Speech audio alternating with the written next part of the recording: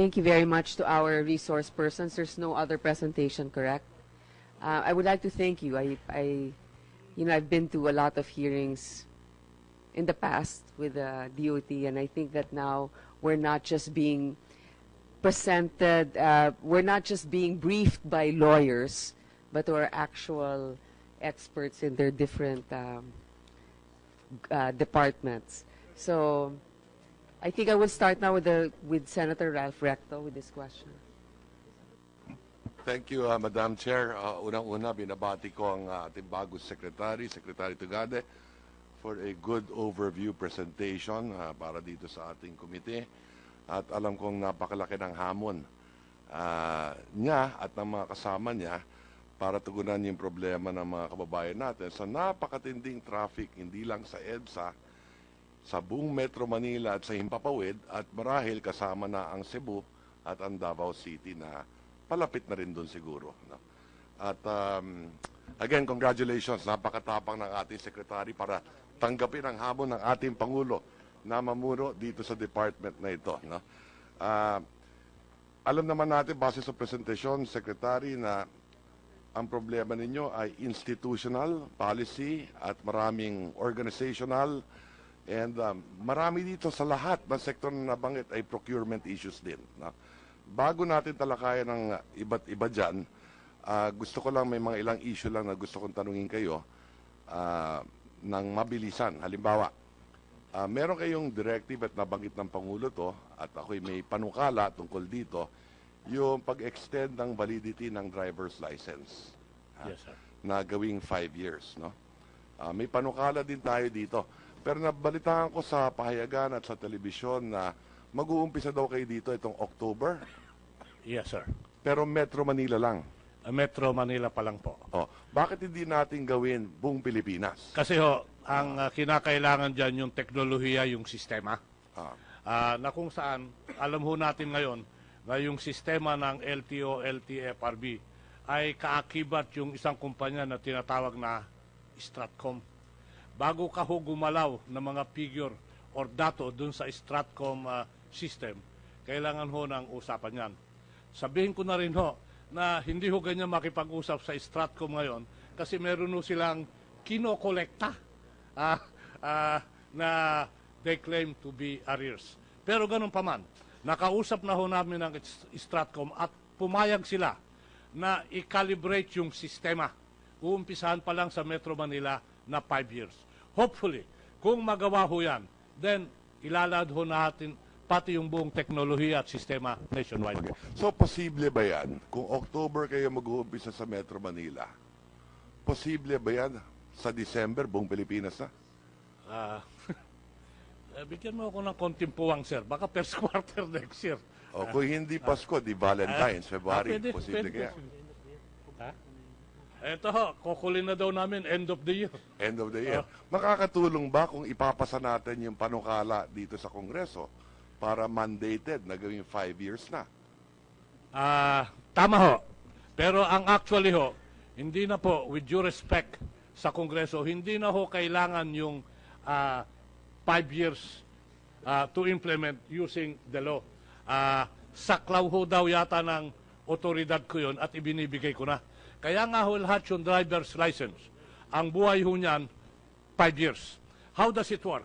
Hindi ho naman lahat across the board 5 years kagad eh. The 5 years will come as it expires. Correct. Okay? Tama. So that ultimately, tutumbok yan na lahat na 5 years. Correct. Dream ko rin ho na yung renewal dun sa 5 years will be technology dictated. Kung wala kang violation, kung wala kang citation, at wala kang nagawang illegal, na kung saan nakaposte sa mga datos, yung renewal ho data na lang ho, technology dictated. Wala nang physical presence sa LTO or sa LTFRB. Correct. Kaya nga natin tinuyo yung Department of Information Communication Technology. Tama Alam po. kong maraming trabaho na ang DOT kaya tinanggal na natin yung C sa DOTC. No? Yes, pero ang layunin naman natin dito ay para tulungan yung mga kababayan natin, babawasan yung red tape. Tama ho. Kaya nga sinasabi natin, gawing 5 years na. Habang ho ginagawa yan, meron ho akong ginagawang eksperimento, yung kiosk style. na kung saan nakausap ko yung mga ibang service provider na magtatayo tayo ng kiosks sa LTO.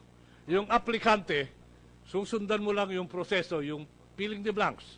Then, they will just be interacting with the machine. Yes. Pag hindi ho nag-interact sa tao yan, you automatically, because of change in system, address the issue of fixer. Okay.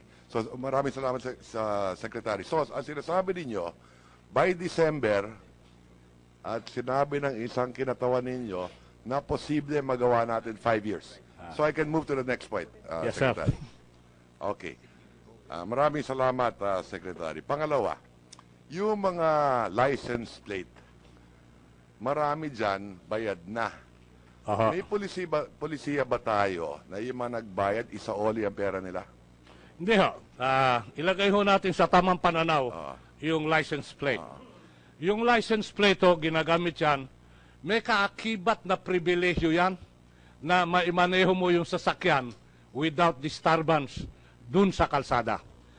Kung titignan nyo ho, at least sa aming maliit na panahon na nandito, wala naman hong inaaresto na walang plate eh.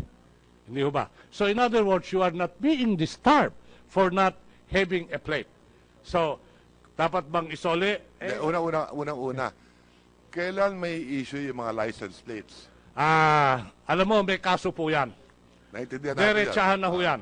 Mag-uusap tayo. Ang unang katanungan, bakit ba yung mga plaka ginagawa pa kung saan-saan, hindi ba pwedeng gawin dito? Nabanggit ho ng aking kasama kanina na plano namin, bilhin na kung kinakailangan yung same machine, bilhin ko. Then apply an expanded analytics on the plate. Having said that, So, ang sinasabi lang ninyo, Secretary, gobyerno na ang gagawa ng plaka.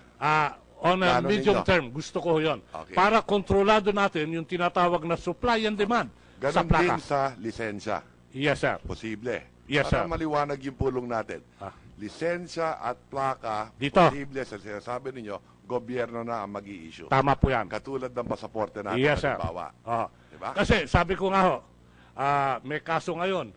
Hindi mo alam kung kailan dadating yung backlog.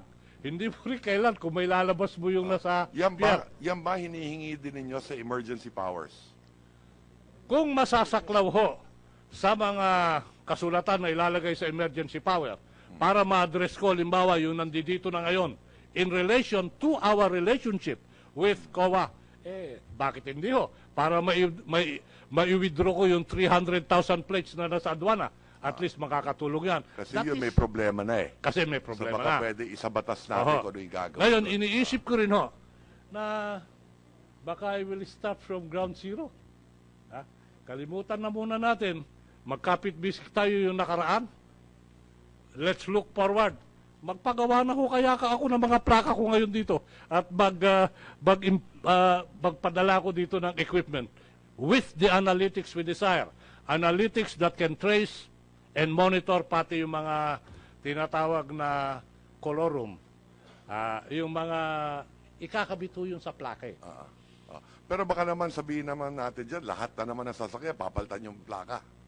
Panibago, katulad ng nakaraan. Yung iba ho, karamihan ho, Dahil walang, ang sabi ko nung karamihan ho, walang bago plaka. lang siguro. Kaya, karamihan ho, walang plaka, so walang papalitan na plaka. So libre na dahil binayaran na. Hindi ho. Mahirap po yun. Hindi, Sinasabi, ang ibig ko sabihin, Secretary, matututin tayo sa mga nakaraan. Dahil lumaki ang problema ito doon sa plaka. Dahil nung nakaraan, sinabi, palitan lahat ng plaka. Na kahit hindi gagawin kailangan, di ba? hindi ko ho gagawin yan kung hindi kailangan. So hindi naman nyo sinasabi yun.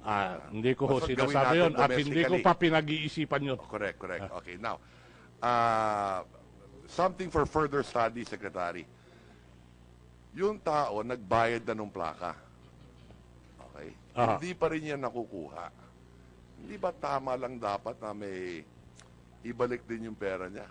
Siguro hindi ho yung kabuuan. Siguro a portion. Remember, sir, what Wala I said. Wala akong problema doon. Something to think about, Secretary. Yes, sir. Okay. And then let me move on. Secretary, meron din ako na nabasa sa payagan. At ito sinusubaybayan ko. Dahil mahaba na rin naman ang karanasan natin dito sa transport. Tungkol sa, halimbawa, Meron daw petition for a 10% hike ang LRT1. Sa totoo lang ho, wala pa akong natatanggap na formal. Bagamat naririnig at wala akong natanggap na formal na request, sinabihan ko na ho yung aking management, any increases on the rails, LRT, is totally not acceptable to me. Any increases must be predicated on enhanced quality service. Magmumuka tayong katawa-tawa sa paigting na problema, magtataas ako ng plete o pamasahe. Hindi naman ho yata tama yun. Oh, tama, Secretary. Okay. What about the MRT? Meron din rate increase ba yan? Wala ho kaming planong ganyan. Wala naman. Yun nga ho yung sinasabi ko na lalabas ho kaming katawa-tawa na magre-rate increase ka na yung serbisyo mo hindi naman maganda. Tatawa-tawa ho tayo dyan. Tama po yun. Dahil matagal ko na sinasabi. Kasi nakaraan, may balak sana mag-rate increase Di ba? Bagamat wala pa ho ako natatanggap na formal request, nag-issue na ho ako ng instruksyon na hindi ko papayagan ang increases ng pamasahe. Okay. Ng fare sa LRT Yes, sir. at MRT. What about toll roads? Toll roads. Ang Meron toll bang- roads rin meron ho, bang nasabi petition ko for yata fare last week, increases? na ayaw ko mag-increase. Okay? Yung aspeto ng toll, ayaw ko mag-increase. Dalawa ho yung aspeto niyan. Una, yung fare. Ang personal na feeling ko, ayaw ko mag-increase. Yung pangalawang aspeto, I will synchronize the toll systems. Kung maalala nyo, Senator, na merong tatlong sistema sa toll. Sistema ni Mr. Ramon Ang, yung RFID, yung sistema ng Ayala, yung sistema ni Mr. Pangilinan. Meron ho kaming plano na kung saan isi-synchronize ito para isang electronic systems monitoring na lang at yun na lang ang mag-ahati kung kanino yung napasok, kanino yung babayaran. Pag ginawa nyo yan, our tentative pencil pushing, mababawasan no yung waiting sa toll ng mga 10-15 minutes. Kaakibat ho nito, kinakausap din namin yung mga service provider. Pwede ba dagdagan nyo rin sa exit yung toll booths? Tama po yung direction yan. Ganun po. Sinusuporta natin yan. So yung sa plete, hindi ho ako excited dyan at hindi Pero ako papayag na madalian dyan. Pero ang tanong ko kanina, kung you may toll fare increase, wala. Wala ho. Wala pa ho ako natatanggap. Baka mag-inbox sila ng kontrata. Di-reviewin natin yung kontrata. At gagamitin natin yung pakiusap. Okay. Lalo kung may Question, special Secretary. power ako, nayaw ko. Nabanggitin nyo may kontrata. Kung hindi ako nagkakamali, karamihan sa mga kontratang ito, kada 2 taon, may rate increases. Okay? Kada 2 taon. Okay? Marami dyan, base sa mga kontrata, parang June na. Okay? Having said that, at alam ko malaki ang mga contingent liability ng gobyerno sa mga kontratang ito. Tama ho. Okay. Kung hindi nga walang toll increase, masasabi rin ba ninyo na hindi naman magagaling sa taxpayer yung pambayad yan? Hindi naman ho. Hindi manggagaling. Hindi ho. Kasi dalawang Meron hong dalawang arbitration paraan, issue. Secretary, Pinaalala di ba? sa akin ng kasama ko na merong arbitration issue yata yung isang toll operator. Kakausapin ko ho yun na kung maaari, i-drop na muna yung arbitration at para, magtuloy-tuloy muna tayo na walang... So, anong epekto ng arbitration pag natalo tayo? Sasabihin, babayaran ng gobyerno. Tama ba yun? Kung sakali man. Iaalaw ho, dalawang aspeto yan. Iaalaw yung... Either at kung merong arrears, babayaran. ng taxpayer naman, kung sakali. Yes, sir. Di ho ba? Yes, sir. Okay. Doon papasok kayo yung issue ng mga procurement na hinihingi din kasi ninyo eh. Tama ho, sir. Okay? Marami dito maging land or air sa lahat ng presentation kanina. Maliban sa mga institutional issues, procurement ang pinakamahalaga dito. Yes, sir. Di ho ba? Yes, sir. Okay? So, dalawa lang ang magbabayad yan eh. Either the taxpayer or the user. Di ho ba? Meron na ba kayong accounting magkano lahat ng contingent liability sa lahat ng kontratang pinasok ng ating pamalaan? Wala pa ho. Kasi Wala hindi pa? ko ho priority talagang tignan yung mga nakaraan. Ang priority ko ngayon is tignan yung panghinaharap at pangkasalukuyan. Pag na plansya na ho natin yung dapat gampanan, baka silipin natin yung mga nakaraan. Hindi ko naman sinasabing hindi titignan. Ang sinasabi ko lang ho, it is a matter of Hindi ko naman sinasabi priority. na we have to blame yung nakaraan. Tama ka dyan. No? Nandito ka na, we have to move forward. Opo. No? But may mga kontrata yan nung nakaraan which will pose challenges also moving forward. Yes, na sir. kinakailangan hanapan natin ng solusyon. Yes, sir. At marami tayong panukala dito na solusyon tungkol sa mga bagay na yan. Apa. No? And later on, siguro, ipapasok ko itong mga bills sa inyo para mapag-aralan ng inyong tanggapan. Dahil nakita ko naman, marami kayong sectoral.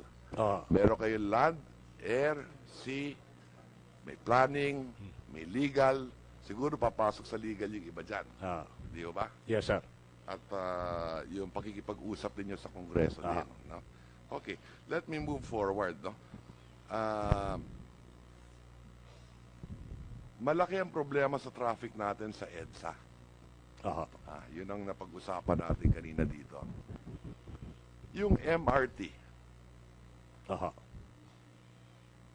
may kontrata na naman yung mga yan. Yung sa Dailan locomotive. Di ba? Yes, sir. Ilan tren na ba ang... May delay na ba dyan?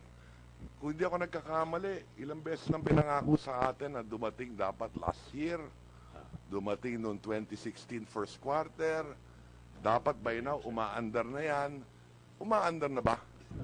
Kung mararapatin ho, Opo. kasi baka pumunta tayo sa teknikalidad ng numero at mga engineer. Pwede ho bang ipasa ko Sure. sa Opo. USEC ko sa rails? Opo. Maraming salamat, Mr. Secretary. Mr. Senator, on the Dalian trains, right now we have 8 trains in the depot. My understanding is there are four coming within the month. And Are they on track, yung schedule ng deliveries? I think there's a bit delay. But whether it is a delay on the cost of government or the cost of the manufacturer, we'll check those details in the contract. The order are 48 wagons. When you put them together in 4 cars, you get 12. 12 trains.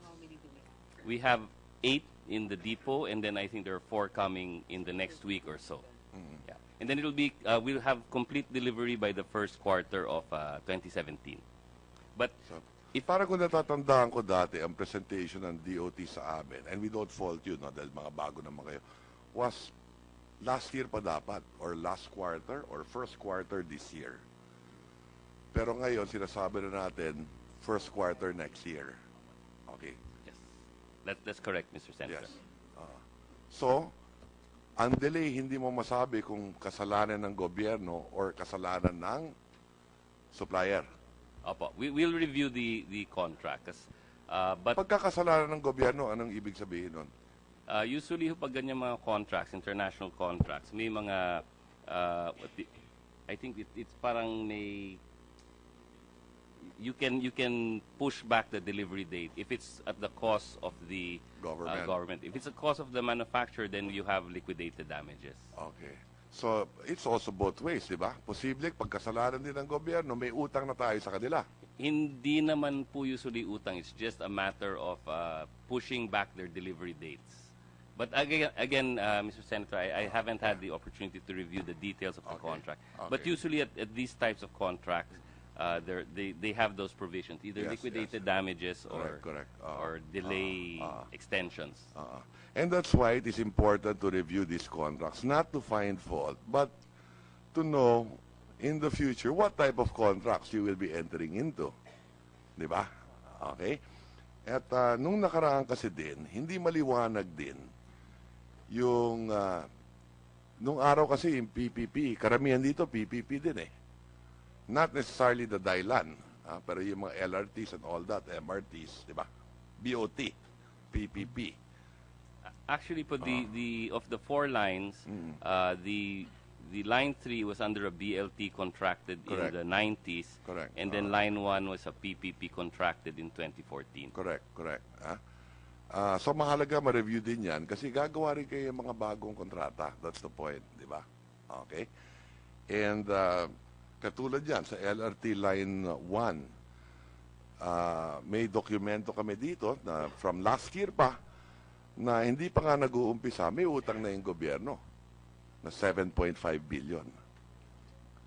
Meron bang, tawag dito, meron bang, kung walang petition for fair increase, meron bang sulat sa inyo, sa DOT ngayon, na humihingi ng, dahil hindi na-deliver ng gobyerno yung kanilang pinangako, ayon sa kontrata, na kailangan bayaran na sila yung mga mag-ooperate noong linyang ito ng 7.5 billion and counting? Meron na ba? Wala naman. Mr. Senator, there are letters given to the government in the past. Now,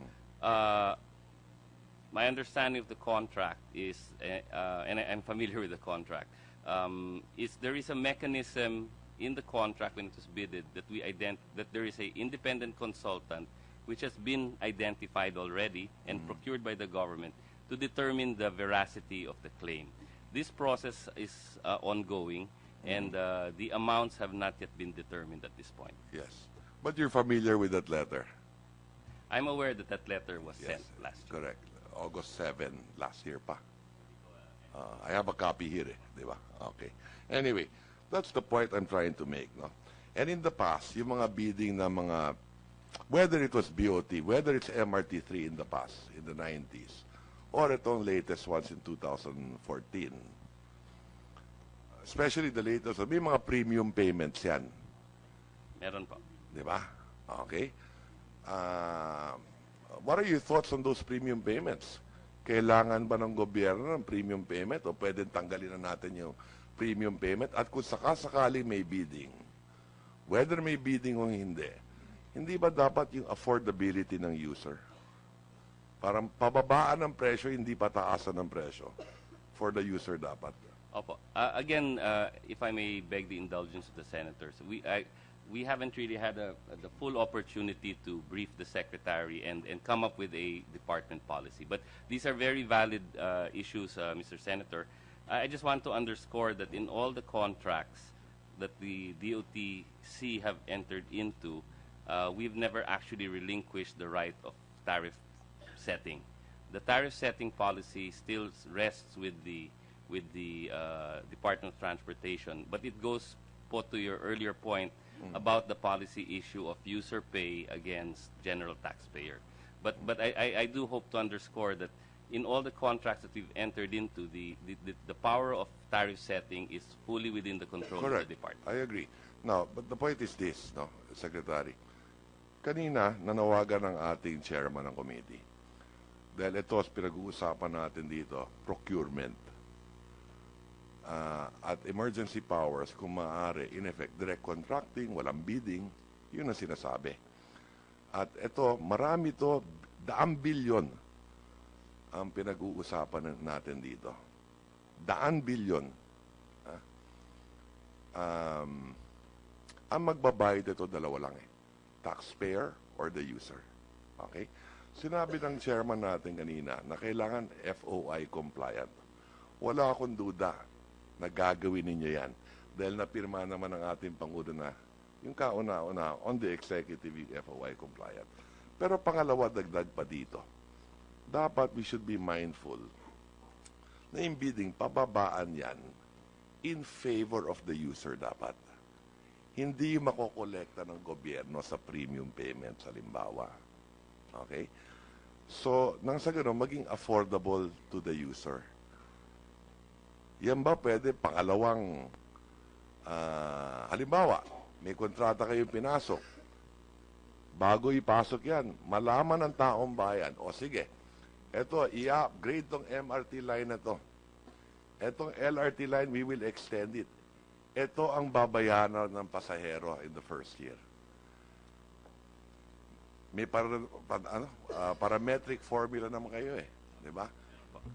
Pero hindi maintindihan ng tao yan kung ilalagay niyo yung formula Ilagay na ninyo yung halaga.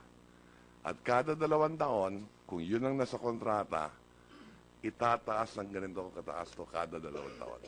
Kasi marami dito 30 years eh. Di ba? Posible. 30-year period contracts, di ba? Yeah. Mr. Gagawin po namin yan, sir. So, para meron na kaagad na base fee, alam ng pasahero, ito, babayaran dyan. I can feel where the Honorable Senator is coming from, sir. We will do that, sir. Thank you, Secretary. Again, Mas in madali- line with FOI compliances. Correct. Para yung user pay principle. Di ba? Okay.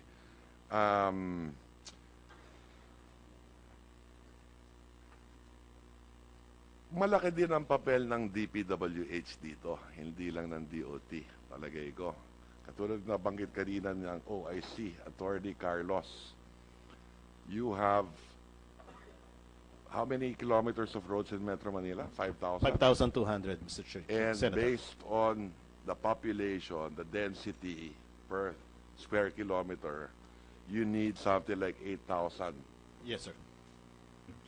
kilometers of roads and bridges in Metro Manila. Yes, Mr. Senator. Okay, now, hindi naman gumagawa ng kalsada ang Department of Transportation. Except that, palagay ko sa ngayon, ang toll road sa inyo. Yes, sir. Tama? Tama ho. Yan ba gusto ninyo maging final policy na ang toll road ay dapat sa ilalim ng DOT dahil for the last how many administrations, parang football yan, sinisipa-sipa. DPWH, DOT, DPWH, DOT. Di ba kailangan may permanency na yan? Tama ho. Siguro dapat lang na mag-usap kami ni Secretary Villar at sasabihin ko ngayon na yung samahan po namin ni Secretary Villar, samahan ng DPWH, saka samahan ng DOT, napakaganda ho. At ng MMDA. Dapat, di ba? Oh, sige ho. Nag-uusap po kami dun sa struktura na kung saan nagtutulungan kami. In fact, meron ho mga bagay o mga materyales na nag-uusap yung DOT at Department of Public Works nung nakaraan. Lahat ho yun, nagkasundo na kami ni Secretary Mark Villar na yung kailangan niya na nasa amin, ibibigay ko na. Halimbawa ho, yung modular bridge. Ito ho yung mga modular projects ng mga nakarang administrasyon na naka-imbak sa Subic. Nag-agree na ho na kami na yung sa amin, ibibigay ko na sa Department of Public Works para mabigyan buhay yung tulay na itatayo sa modular bridge sa I commend Katipunan. you on that, Secretary, and I congratulate you for having this good relationship, which I was informed of also by the DPWH Secretary. But the point is this, nabanggit kanina na 3,000 kilometro ang kakailanganin sa Metro Manila. According to the MMDA. Okay. So, hindi ba kaya't dapat na mag-usap ang DOT kung hindi man 3,000, kalahati ng whatever that figure is. Sa planning ninyo, may ugnayan dapat din kayo. O baka dapat masaklaw din ng emergency powers ang DPWH. Lalo na pagdating sa traffic sa Metro Manila. Oo naman. Malaking bahagay ko yung infrastruktura dun sa traffic situation and decongesting Metro Manila. Kailangan may align yung mga budget ninyo eh. Tama ho kayo dyan, sir. Okay. Sa Department of Transportation ba, meron ba kayong mga civil engineers? Meron. Meron naman tayo. Diba?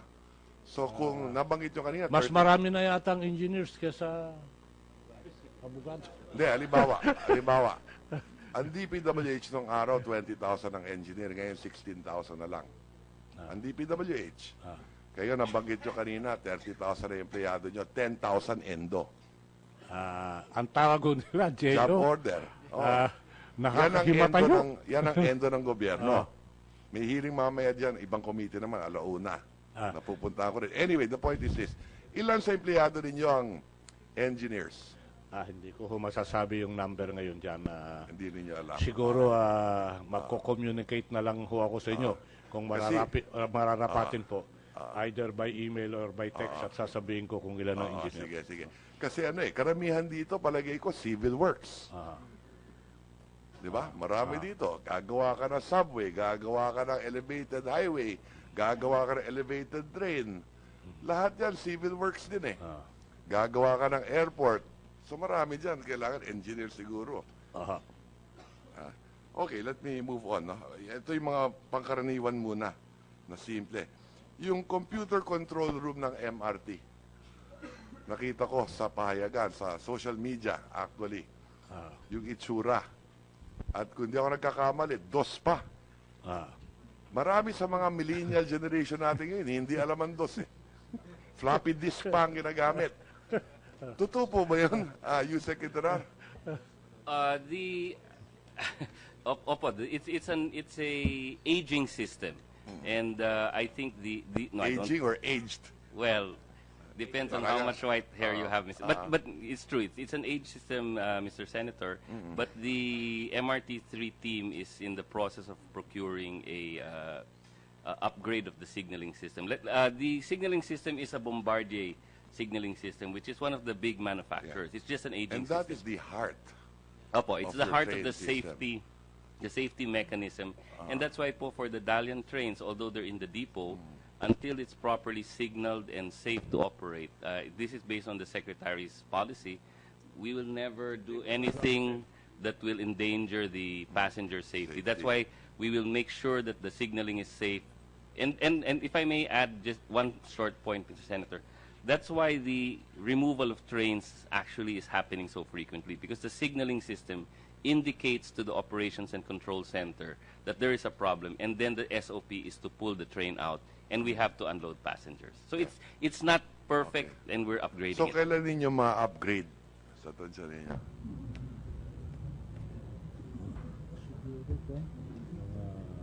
September. Next year? Within the year po. Within the year, matatapos the procurement ito. is ongoing. It's Ongoing. actually been awarded Okay, already. good. Congratulations. Okay, very good. Yung common station, have you decided already? Will it be in SM, in Ayala, or in between, or both? I don't know. What? In between ho. In between. Para wala na maglalakad na mga mananakay. Kasi di ba kung tindadaan yung MRT7 naman, Yes, sir. doon i-connect, Yes, di ba? sir.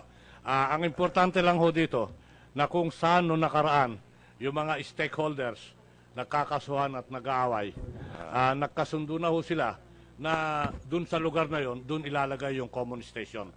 Yung mga position ng mga stakeholders, nakasundo na sila. So, siguro, mapipirma natin ang end of the month. Siguro ho, within the month, yung matagal hong issue na common station, magpipirmahan ng ho within the end of the month. Na-desisyon na niyan nung secretary ako, 2009 or 2008, hindi ako nagkakamali. 8 taon na, pabago-bago. Siguro, pero ngayon ho, in mga 60 days, ayusin na ho natin. At saka, not one or the other, ma'am. Okay. It is a compromise position between yung yeah, dati yeah. saka yung sa SM nasa gitna. Ang konsiderasyon ho dyan, hindi ho mahihirapan yung pasahero. Tama yun. So, yun ho yung, nag-agree na ho. doon naman ako hanga kay Secretary Tugade. Napagkasundo ho yun. Marami sa problema naman natin, common sense solutions, di ba? Adyan, marami si Secretary Tugade, wala akong kaduda-duda. Naayos na ho yun. Yeah, thank you. Sana ho, walang mangyayaring intervening situation para hindi na, anong tawag dito, hindi matuloy o makaproblema po yung signing. Pero per schedule, within the month. Last two brief items, Secretary. Alam ko marami pa magtatanong. Marami pa sana akong katanungan pero we will have other opportunities anyway. Yung nabanggit kanina, yung Pasig Ferry. Meron ba tayong plano dyan na palagay ko malaki ang maitutulong ng Pasig Ferry to solve our problems in Metro Manila? Agree ho ako dyan. Pero tignan natin sa plataforma ng emergency power. Yung ginagawa ho ng MMDA ngayon, ginagawa rin ng DOT yan Baka dapat, iisa na lang yung kukumpas at kukumpay. So right Kailangan now, adresan ng special power yon. Having said that, to the issue, meron ho bang magagawang mabuti yung Perry? Yes, sir. Pinag-aaralan ho namin. In fact, binanggit ho sa SONA ni President Duterte yung Perry. Pinag-iisipan ho namin kung ano yung sasakyan or equipment na gagamitin sa Perry. Kasi alam naman ho natin, may kadumihan ng konti yung Pasig River. yung Pasig at nasisira ho yung makina. Pangalawa ho, kung saan yung station, pick-up station. Tandaan niyo ho, yung ibang pick-up station, nakatapat sa Malacanang. Ang balita ko nga dyan, pagdadaan ka dun, yuyuko ka pa, hindi ka, tinitingnan lahat yun. Pag nabuo ho yan, ang personal ko lang ho ito.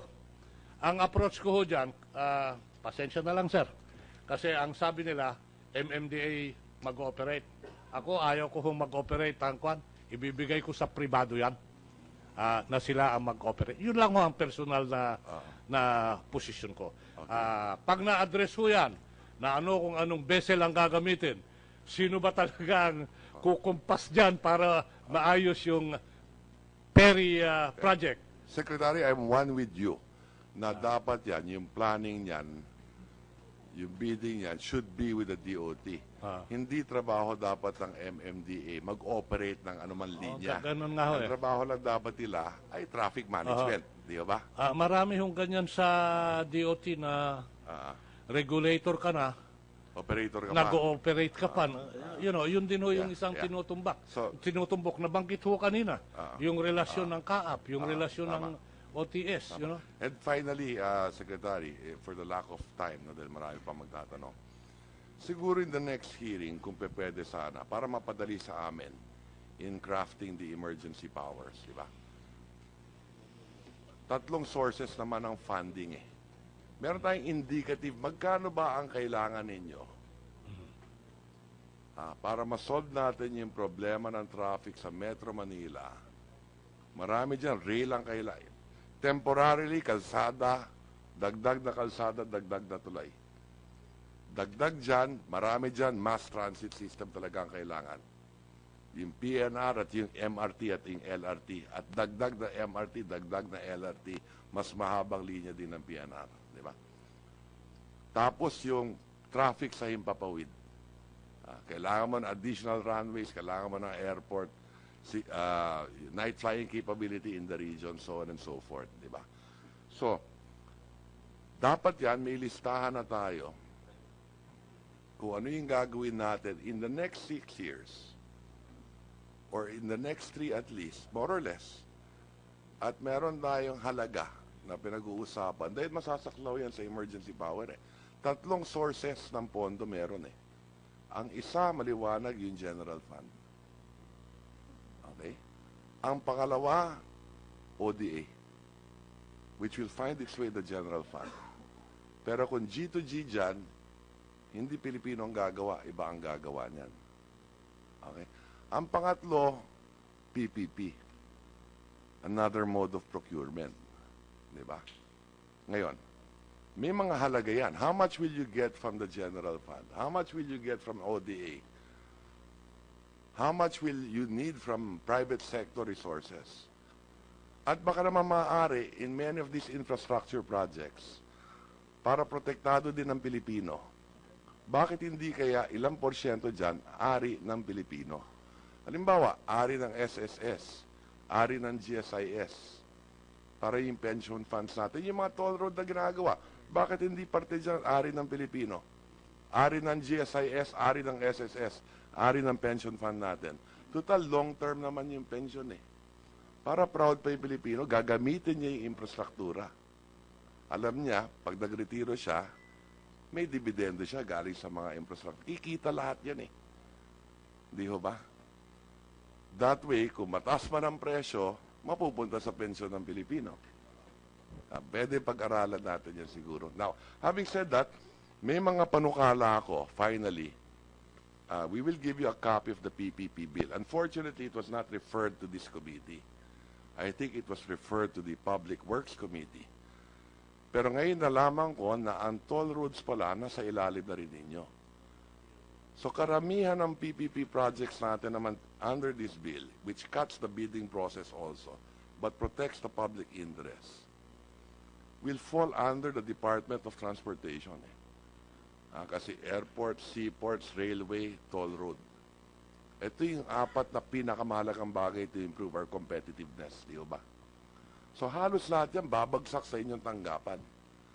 Kaya siguro, maaga pa lang, pag-aralan na ninyo, accompanying measure to sa emergency powers, yung PPP, yung bagong amendments to the PPP bill o law, isa yan. Pangalawa, I filed several bills here. Kanina nabanggit ninyo, sourcing of funds. Nabanggit nyo, piso galing sa petrolyo, ilagay dito. Among other things, ha? May mga recommendation tayo dito na yung road users tax. Pwede natin hatiin into 3 eh. Lahat ng collection sa Luzon para sa subsidy sa mga mass transit system sa Luzon. Lahat ng collection sa Visayas, subsidy para sa mass transit system sa Visayas. Lahat ng collection sa Mindanao, subsidy para sa mass transit system sa Mindanao. So maraming versions to na mga panukala na pwede nyong i-review nang sa ganon, may dagdag puhunan na kayo dito sa mga proyektong iniisip ninyong gawin para maibsan yung traffic at pabilisin yung pagdaloy ng tao at komersyo sa ating bansa, mas maging produktibo at mas lalo pang umunlad ang ating ekonomiya. Hindi tulad ngayon, ha? To me, it's a no-brainer. 2.5 billion and counting a day ang nawawala sa atin. Minsan, yung incompetence mas mahal kaysa sa inefficiency. Di ba?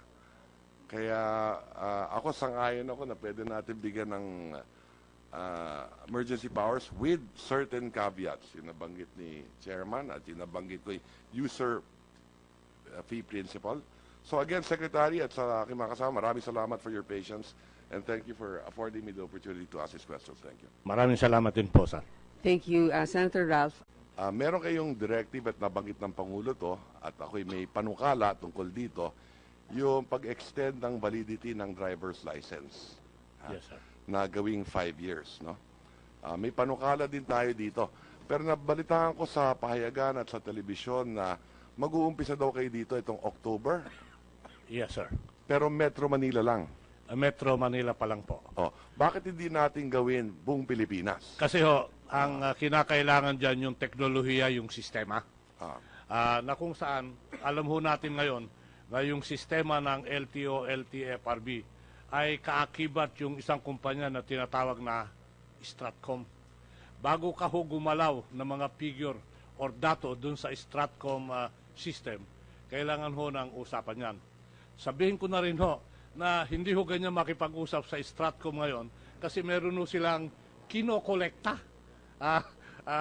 na they claim to be arrears. Pero ganun pa man, nakausap na ho namin ng Stratcom at pumayag sila na i-calibrate yung sistema. Uumpisahan pa lang sa Metro Manila na 5 years. Hopefully, kung magawa ho yan, then ilalad ho natin pati yung buong teknolohiya at sistema nationwide. Okay. So, posible ba yan? Kung October kayo mag-uumpisa sa Metro Manila, posible ba yan sa December, buong Pilipinas na? Bigyan mo ako ng konting puwang, sir. Baka first quarter next year. Kung hindi Pasko, di Valentine's, February, posible kaya? Ito ho, kukulin na daw namin end of the year. Yung same machine, bilhin ko. Then apply an expanded analytics on the plate. Having said that, so, ang sinasabi lang ninyo, Secretary, gobyerno na ang gagawa ng plaka. on a Plano medium ninyo? term, gusto ko yon. Okay. Para kontrolado natin yung tinatawag na supply and demand sa Ganon plaka. din sa lisensya. Yes, sir. Posible. Yes, Para sir. maliwanag yung pulong natin. Lisensya at plaka, Dito. posible sa sinasabi ninyo, gobyerno na ang mag-i-issue. Tama po yan. Katulad ng pasaporte natin, Yes, sir. halimbawa. Diba? Kasi sabi ko nga ho, may kaso ngayon. Hindi mo alam kung kailan dadating yung backlog. Hindi mo rin kailan kung may lalabas mo yung nasa Yan pier. ba hinihingi din ninyo sa emergency powers? Kung masasaklaw ho sa mga kasulatan na ilalagay sa emergency power para ma-address ko, limbawa, yung nandito na ngayon, in relation to our relationship with COA, bakit hindi ho? Para mai-withdraw ko yung 300,000 plates na nasa adwana. At least makakatulong yan. Kasi yun may problema na eh. Kasi may problema so baka na. pwede isabatas natin kung ano yung gagawin. Ngayon, iniisip ko rin ho, na baka I will start from ground zero. Ha? Kalimutan na muna natin, magkapit-bisik tayo yung nakaraan. Let's look forward. Magpagawa na ho kaya ako ng mga plaka ko ngayon dito at magpadala ko dito ng equipment with the analytics we desire. Analytics that can trace and monitor pati yung mga tinatawag na end of the year. Makakatulong ba kung ipapasa natin yung panukala dito sa Kongreso para mandated na gawing 5 years na? Tama ho. Pero ang actually ho, hindi na po, with due respect sa Kongreso, hindi na ho kailangan yung 5 years to implement using the law. Saklaw ho daw yata ng otoridad ko yun at ibinibigay ko na. Kaya nga ho lahat yung driver's license. Ang buhay ho niyan, 5 years. How does it work? Hindi ho naman lahat across the board 5 years kagad eh. The 5 years will come as it expires. Correct. Okay? Tama. So that ultimately, tutumbok yan na lahat na 5 years. Correct. Dream ko rin ho na yung renewal dun sa 5 years will be technology dictated. Kung wala kang violation, kung wala kang citation, at wala kang nagawang illegal na kung saan nakaposte sa mga datos, yung renewal ho data na lang ho, technology dictated. Wala nang physical presence sa LTO or sa LTFRB. Correct. Kaya nga natin tinayo yung Department of Information Communication Technology. Tama Alam po. kong maraming trabaho na ang DOT eh. Kaya tinanggal na natin yung C sa DOTC. No? Yes, Pero sir. ang layunin naman natin dito ay para tulungan yung mga kababayan natin, babawasan yung red tape. Tama ho. Kaya nga sinasabi natin, gawing 5 years na. Habang ho ginagawa yan, meron ho akong ginagawang eksperimento, yung kiosk style. Na kung saan nakausap ko yung mga ibang service provider na magtatayo tayo ng kiosk sa LTO. Thank you very much to our resource persons. There's no other presentation, correct? I would like to thank you. I've been to a lot of hearings in the past with the DOT, and I think that now we're not just being presented, we're not just being briefed by lawyers, but we're actual experts in their different departments. So I think I will start now with Senator Ralph Recto with this question. Thank you, Madam Chair. Unang-una, binabati ko ang ating bagong Secretary Tugade, for a good overview presentation para dito sa ating committee. At alam kong napakalaki ng hamon niya at ng mga kasama niya para tugunan yung problema ng mga kababayan natin sa napakatinding traffic, hindi lang sa EDSA, sa buong Metro Manila at sa Himpapawid, at marahil kasama na ang Cebu at ang Davao City na palapit na rin doon siguro. No? At again, congratulations. Napakatapang ng ating Secretary para tanggapin ang hamon ng ating Pangulo na mamuro dito sa department na ito. No? Alam naman natin, base sa presentasyon, Secretary, na ang problema ninyo ay institutional, policy, at maraming organizational, and marami dito sa lahat ng sektor na nabanggit ay procurement issues din. No? Bago natin talakayan ng iba't iba dyan, gusto ko lang may mga ilang issue lang na gusto kong tanungin kayo ng mabilisan. Halimbawa, Yung aplikante, susundan mo lang yung proseso, yung filling the blanks. Then they will just be interacting with the machine. Yes. Pag hindi ho nag-interact sa tao yan, you automatically, because of change in system, address the issue of fixer. okay. So maraming salamat sa Secretary. So ang sinasabi ninyo, by December, at sinabi ng isang kinatawan ninyo, na posible magawa natin 5 years. So I can move to the next point, Yes, sir. Secretary. Okay. Maraming salamat, Secretary. Pangalawa, yung mga license plate, marami dyan bayad na. Aha. May polisiya ba tayo na yung mga nagbayad, isaoli ang pera nila? Hindi ho. Ilagay ho natin sa tamang pananaw yung license plate. Yung license plate ho, ginagamit yan, may kaakibat na pribilehyo yan na maimaneho mo yung sasakyan without disturbance dun sa kalsada. Kung titignan nyo ho, at least sa aming maliit na panahon na nandito, wala naman hong inaaresto na walang plate eh. Hindi ho ba? So in other words, you are not being disturbed for not having a plate. So, dapat bang isole? Una. Kailan may issue yung mga license plates? Alam mo, may kaso po yan. Naintindihan natin yan. Diretsahan na ho yan. Mag-uusap tayo. Ang unang katanungan, bakit ba yung mga plaka ginagawa pa kung saan-saan, hindi ba pwedeng gawin dito? Nabanggit ho ng aking kasama kanina na plano namin bilhin na kung kinakailangan